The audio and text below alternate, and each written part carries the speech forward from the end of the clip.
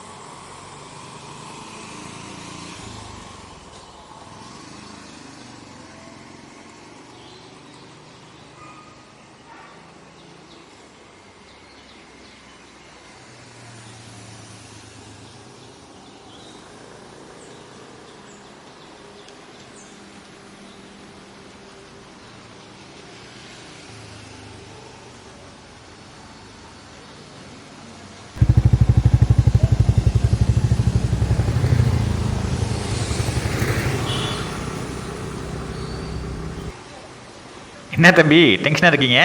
Office ப்ராப்ளம்ண்ணா.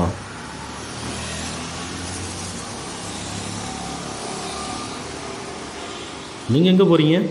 நான் போகிறதில்ல, வேலைக்கு போகிறேன் தம்பி. நீங்கள் எங்கே இருந்துண்ணா வரீங்க? அரக்கோணம் தம்பி. அரக்கோணத்துலேருந்து வரீங்களா?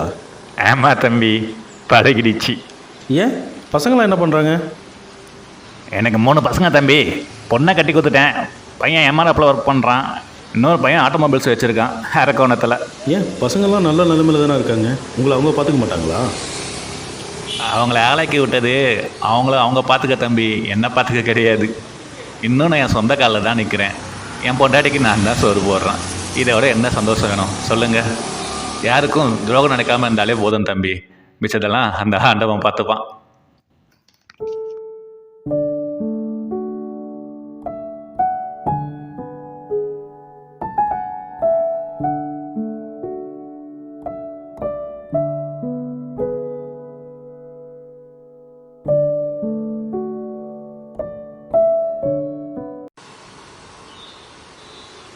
தம்பி தம்பி தம்பி, நான் இங்கே தான் இறங்கணும். என்னை இங்கே விட்டுருங்க.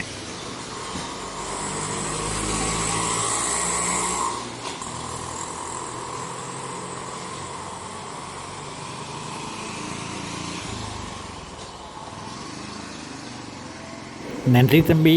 வாங்க தம்பி, டீ சாப்பிட்டு போகலாம். பரவாயில்லண்ணா, ஆல்ரெடி டைம். சரி சரி சரி சரி.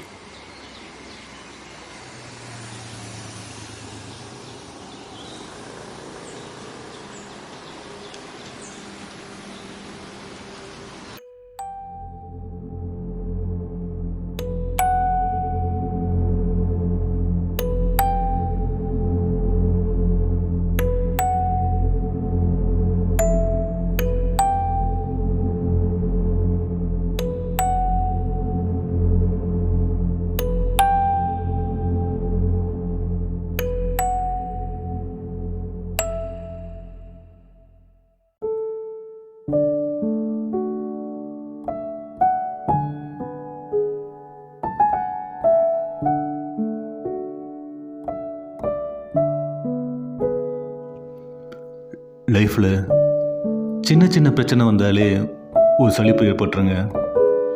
ஆனால் இந்த மாதிரி மனிதர்கள் எவ்வளவு பிரச்சனை வந்தாலும் முகத்தில் அதே சிரிப்போடு அதே நம்பிக்கையோடு இன்னும் ஓடிட்டு தாங்க இருக்காங்க. இவங்களெல்லாம் பார்க்கும்போது நம்ம பயணிக்க வேண்டிய தூரம் இன்னும் அதிகமாக இருக்குன்னு தோணுச்சுங்க.